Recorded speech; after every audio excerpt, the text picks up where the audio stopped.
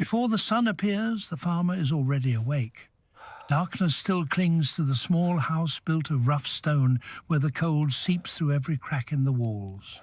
The fire from the night before has faded into grey ash, yet the smell of smoke still lingers in the air. Outside, the fields have not yet taken shape, only a vast shadowed expanse covered in dew. A rooster crows somewhere in the distance unhurried, as if it too is feeling its way into the morning. This is not a special moment. It is simply another dawn, opening the door to a familiar day of labour. The man is a free Roman farmer. He does not own much land, but the plot in front of his home is enough to sustain his family if the seasons are kind. The house is low, its roof thatched with straw, standing close to the animal pen. Everything lies within reach of the eye, the fields, the garden, the goats, the dirt road that stretches outward. His life is not poor in the sense of utter deprivation, but it holds no excess. There are no coins set aside for luxury, no time to waste. Each day is measured by the effort given to the soil and by what the soil gives back in return. Compared to the modern rhythm of life where people are separated from the sources of their survival, this existence is almost bare. Nothing is hidden. There is no distance between work and life. Here, a normal day is never guaranteed. The weather can change overnight. A heavy rain or a stretch of relentless sun is enough to turn hope into anxiety. The health of the man, of his animals, of the land itself determines everything. He does not call it fate, but he understands that some forces lie beyond his control. Each morning he wakes is a quiet test, proof that he is still able to continue living this way for one more day. This film will follow that farmer through the course of a single day. From the moments before sunrise to the return of darkness over the fields. Not to speak of empires, laws or wars, but to listen to the silent rhythm of lives that sustained an entire civilization with their hands. What is shown here is reconstructed from traces left in the earth, in tools, in fragments of historical record, and from the simple logic of a life bound to land and seasons. Morning arrives slowly and without ceremony. The light does not rush in, but seeps through the thin gaps in the doorway and the small opening that serves as a window. The farmer rises from the sleeping mat laid directly on the packed earth floor. His body is stiff not from a single night, but from years of repetition. There is no moment of lingering. The day has already begun, whether he is ready or not. The house is quiet, except for the soft movement of his wife near the hearth. She has been awake longer than he has. A small flame has returned to life, fed by dry twigs gathered days earlier. Smoke curls upward and escapes through an opening in the roof, leaving a faint haze behind. The children are still asleep, their breathing slow and even. Morning does not belong to them yet. For now, it belongs to adults and to work. He steps outside, and the air meets him cold and damp. Dew clings to the ground and darkens the soil beneath his feet. The field stretches out ahead, still half hidden by mist. Rows of earth lie waiting, bearing the marks of earlier labour. Beyond them, the outline of trees stands motionless. The sky is pale, not yet blue, not yet gold. It is a time between states when the world feels suspended. His first task is always the animals. He moves toward the pen, checking the latch out of habit more than concern. The goats stir at his presence, nudging one another and stamping lightly. He runs a hand along a familiar flank, feeling for signs of injury or illness. Healthy animals mean milk, meat, manure, warmth. Their well-being is not separate from his own. He feeds them measured portions, careful not to waste anything. Nothing here is abundant enough to be careless. Back near the house, the smell of coarse bread warming near the fire fills the air. Breakfast is simple. A piece of bread, a few olives, if any remain, perhaps a bit of cheese made weeks earlier. There is no table, only a low surface, worn smooth by years of use. He eats, standing or sitting briefly on a wooden stool. The food is not meant to satisfy desire, only to give strength. Hunger is not something to eliminate completely, only to keep at bay. As he eats, his eyes return again and again to the sky. Clouds matter. Wind matters. The ground beneath his feet tells him things, but the sky confirms them. He listens for birds not for their beauty, but for what their presence or absence might signal. These are skills learned without words, passed down through observation and necessity. Before the sun fully rises, he prepares his tools. A wooden plough worn smooth by countless grips, a blade sharpened by hand, rope mended again and again rather than replaced. Each object has a place and a memory. He does not think of them as tools alone, but as extensions of his body. When something breaks, it is not an inconvenience, it is a threat. His wife moves beside him quietly. Few words are exchanged. They do not need to speak to understand the tasks ahead. She will tend the house, the children, the small garden plots closer to home. Their labor is different, but equally bound to survival. The roles are not questioned. They are shaped by strength, by time, by expectation, and by habit, older than either of them. As the light strengthens, the field finally reveals its full shape. The farmer steps toward it, carrying what he needs. The soil will decide how the rest of the day unfolds. Whether it resists or yields, whether it holds moisture or dust, whether it offers promise or warning, he cannot control these things. He can only respond. This is how the morning opens, not with choice or reflection, but with movement. The day takes hold of him before thought has time to form. The work does not begin because he wills it to. It begins because it must. The farmer works the land because there is no alternative. Once the sun rises high enough to burn away the mist, he sets his body into motion with a rhythm learned long before memory. His hands close around the plough, handle rough with age and splintered wood. The tool is simple-shaped more by repair than design. It does not glide easily. It resists him at every step. The soil pulls back, demanding strength, patience, and balance. Each furrow is earned through pressure and weight, not speed. The work is repetitive, but never mindless. Every movement carries attention. The angle of the plough must match the texture of the earth. Too shallow, and the seeds will not take root. Too deep, and the soil will dry or compact. Stones hidden beneath the surface threaten to crack the blade or wrench his arms without warning. He moves slowly, not from lack of urgency, but from experience. A single injury could end the season before it begins. Sweat gathers early. It darkens his tunic and runs down his back long before the day reaches its peak. His breath falls into a steady pattern timed with each step forward. The sun climbs, and with it, the heat. There is no shade in the open field, no pause that does not cost time. He works through discomfort because discomfort is familiar. Pain only becomes notable when it interrupts movement. The tools beside him define the limits of his labor: a hoe for clearing weeds, a sickle kept sharp and handled with care, rope for guiding animals or bundling growth. None of them are owned in excess. Each one has been used, repaired, and passed down. When metal chips or wood splits, it is not easily replaced. A broken tool means borrowed time or borrowed labor, both of which come at a price. Danger is never dramatic, but always present. A misstep on uneven ground can twist a knee beyond recovery.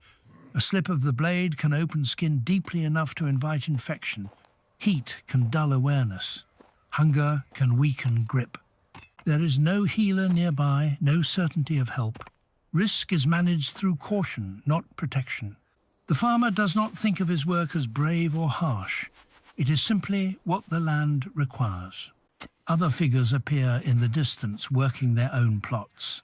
They exchange brief gestures, but rarely words. Each family is bound to its own fields, its own outcomes. Cooperation exists when necessary, such as shared harvests or mutual repairs, but survival is largely individual. The land does not reward sentiment. It responds only to effort and timing. The roles within this world are clear and rarely questioned. The farmer carries the heaviest physical labor in open ground. His wife works nearby or within sight, tending smaller plots, animals, food, preparation, and the household itself. Her labor is constant and equally demanding, though less visible. Children assist when they are able, fetching water, watching animals, learning by observation long before instruction. Strength determines responsibility, not age alone.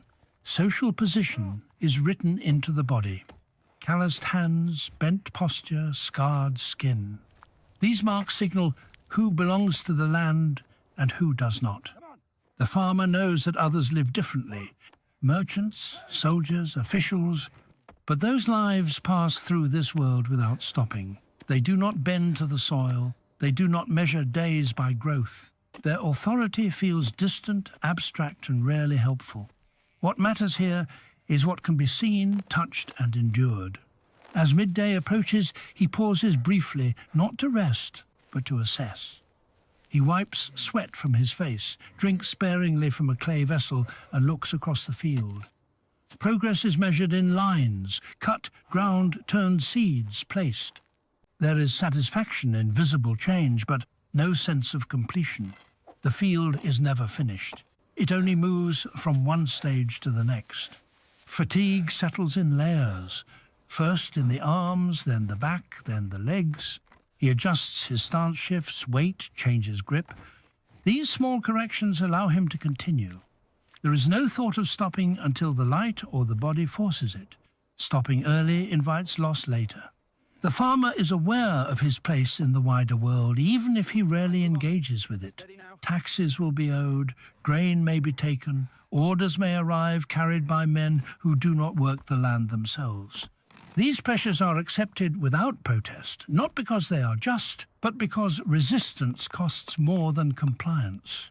Survival leaves little room for challenge. By the time the sun begins its slow descent, his labor has shaped the day. The field bears his effort in uneven lines, dark soil exposed to air. His body carries the weight of what has been done and what remains. This is how he earns his living, not through trade or negotiation, but through repetition, endurance, and an unbroken dependence on the land beneath his feet. The farmer does not live in isolation, even though much of his day is spent alone with the land. His world is small but layered, shaped by proximity rather than numbers. The people he encounters are familiar faces, known not by name alone, but by habits, gestures, and reputation. They live close enough to share paths, wells, and worries, yet far enough to keep their struggles largely their own. Interaction happens in brief moments. A passing exchange near the fields, a few words spoken while drawing water, a nod given in recognition rather than greeting. Conversation is practical. It centers on weather, crop conditions, animal health, and rumors of change. No one speaks at length. Words are weighed because energy is limited and certainty is rare. There are rules here, but few are written. Land boundaries are respected because conflict costs more than it gains. Tools may be borrowed, but always returned, repaired if possible. Help is offered during harvest, illness, or loss, with the understanding that it will be needed again someday. These are not moral codes spoken aloud, but agreements shaped by necessity. A person who breaks them does not face punishment from authority, but quiet exclusion. Trust once lost is difficult to restore. Authority exists but remains distant. Officials appear occasionally to count, measure, and collect. Their presence brings tension, not resistance. The farmer stands, listens, answers, and complies. Arguing risks penalty. Silence preserves stability. Power is recognized not because it is believed in, but because it is unavoidable. Belief weaves through daily life without ceremony. The farmer does not separate work from faith. The land is watched by forces unseen, capable of favor or neglect. Before planting, he may offer a small gesture, a word spoken quietly, a portion of food set aside. These acts are not dramatic. They are habits inherited through repetition rather than instruction. Gods are many and specific. Some watch over fields, others over homes, others over thresholds and paths. Their presence is assumed, not proven. Misfortune is rarely random. A sick animal, a failed crop, a sudden storm invites reflection. Something was missed. Something was neglected. Fear does not come from divine punishment alone, but from uncertainty. Not knowing which force has been displeased creates unease that lingers. Superstition fills the gaps where knowledge ends. Certain days are avoided for starting new tasks. Certain signs in the sky or behavior among animals are read as warnings. Dreams carry weight. Accidents are remembered longer than success. These beliefs do not control life, but they guide it, subtly steering decisions when evidence is thin. Hope is quieter than fear, but more persistent. It comes from routine, from the fact that seeds often sprout when planted, and animals usually return to their pens. It comes from shared labor, when neighbors gather for harvest and work side by side without instruction. In these moments, hardship feels lighter, not because it lessens, but because it is divided. Family is the center of emotional life. The presence of children, even in silence, offers purpose beyond survival. Their growth marks time more clearly than seasons. Teaching them is not formal. It happens through watching, through imitation, through correction. The future is imagined not in terms of change, but continuity. That they will take up the same tools, walk the same paths, and face the same uncertainties. Comfort is found in small things. A meal eaten without interruption, a day that ends without injury, laughter brief and unexpected. These moments are not celebrated, but they are noticed. They confirm that life, while fragile, is not empty. As the afternoon stretches, the farmer becomes aware of the shift in light and sound. Voices carry farther, movements slow. The social world contracts again as each person returns to their own space. Connection here is not constant. It pulses, appearing when needed and retreating when not. This is the shape of society around him. Narrow in scope, deep in reliance. Bound not by shared ideals, but by shared exposure to the same risks. Belief does not offer certainty. It offers a way to endure uncertainty. And in that endurance, the farmer finds enough meaning to continue. As the sun lowers, the world changes its tone. Light softens and stretches across the fields, turning soil and stone into deeper shades. The heat fades slowly, releasing the body from its grip. Shadows grow longer, blurring the edges of familiar paths. The farmer straightens his back and pauses not out of reflection, but necessity. The day has reached its natural limit. He gathers his tools carefully. Each one is checked, wiped, and set aside with intention. Nothing is left where it might be lost or damaged overnight. The animals are guided back towards shelter, their movements slower now as well. Dust rises briefly underfoot before settling again. The field falls quiet, not because work is finished, but because it must wait. Inside the house, the fire is lit once more.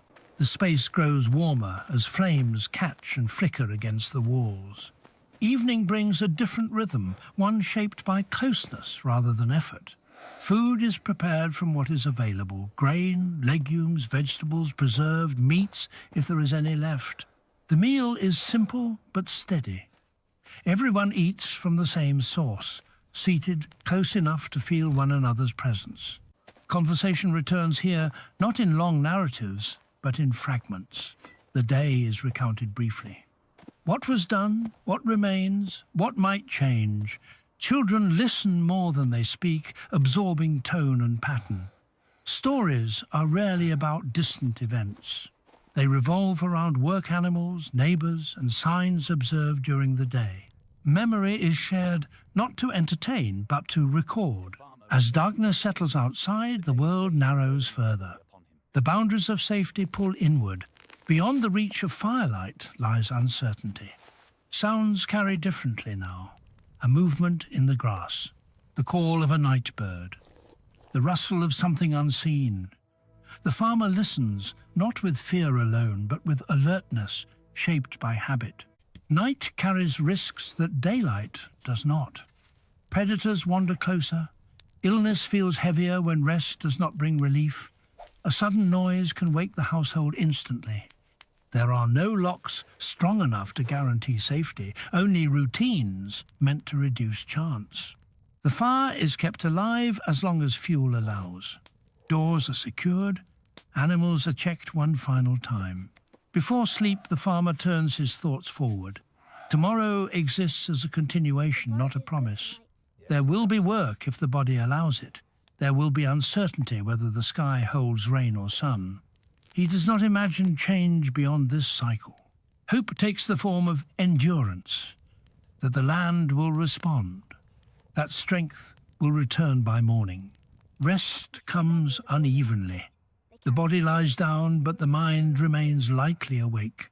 Muscles throb quietly. The smell of smoke lingers in hair and cloth. Sleep arrives in pieces, broken by sound and movement. This is not deep rest, but it is enough. It must be. Outside, the stars appear slowly, filling the sky without pattern or message. They have always been there watching without involvement. The farmer does not look to them for answers. His world is closer, smaller, shaped by soil, fire, and flesh. When sleep finally takes hold, the day releases him. Tomorrow waits without announcement already forming beyond the dark. And so the cycle closes not with resolution, but with continuation. Another day complete not because it was extraordinary, but because it passed without breaking him. The house grows still as the night deepens. Firelight fades into embers and the air cools once more. The farmer lies motionless, not in comfort, but in pause. Around him, the tools rest, the animals breathe, and the land waits. Nothing in this moment is guaranteed. A single illness, a sudden storm, a failed season could unravel everything that holds this life together. Survival here is not built on abundance or certainty, but on balance. A fragile alignment between effort and fortune. When that balance holds, the day ends quietly. When it breaks, the cost is immediate and unforgiving. This fragility defines the world he inhabits. Life depends on things that cannot be stored or controlled for long. Strength fades. Weather shifts. Time moves forward without adjustment. What exists must be used wisely, because it may not return. The past offers little protection, and the future no assurance. Only the present moment carries weight, and even that weight is light enough to be lost. From a distance, this life may seem harsh or narrow, yet it carries a clarity often missing elsewhere. Each action connects directly to consequence. Each need is visible. Compared quietly to the modern world, where survival is buffered by systems and distance, this way of living raises questions. When effort no longer touches outcome directly, what is gained and what is lost? When security grows, does meaning change with it? Is the struggle removed or merely hidden behind layers of comfort and abstraction? The farmer does not ask these questions. He lives within the limits he knows. But for those watching from another time, the contrast invites reflection. Not about progress or decline, but about connection. To work, to time, to necessity, to one another. The essence of being human remains, but the shape it takes shifts with circumstance. As this day closes, the land holds its silence. Tomorrow will arrive, whether prepared for or not, and somewhere another person will wake before dawn, shaped by a different world, yet bound by the same need to endure. Imagine stepping into another life lived long before this one. Another rhythm, another land, another ordinary day, shaped by survival rather than speed. If there is a place or a time you wish to enter next, let that curiosity linger. History is not only found in monuments and names, it lives in days like this. Quiet, fragile, and endlessly repeated.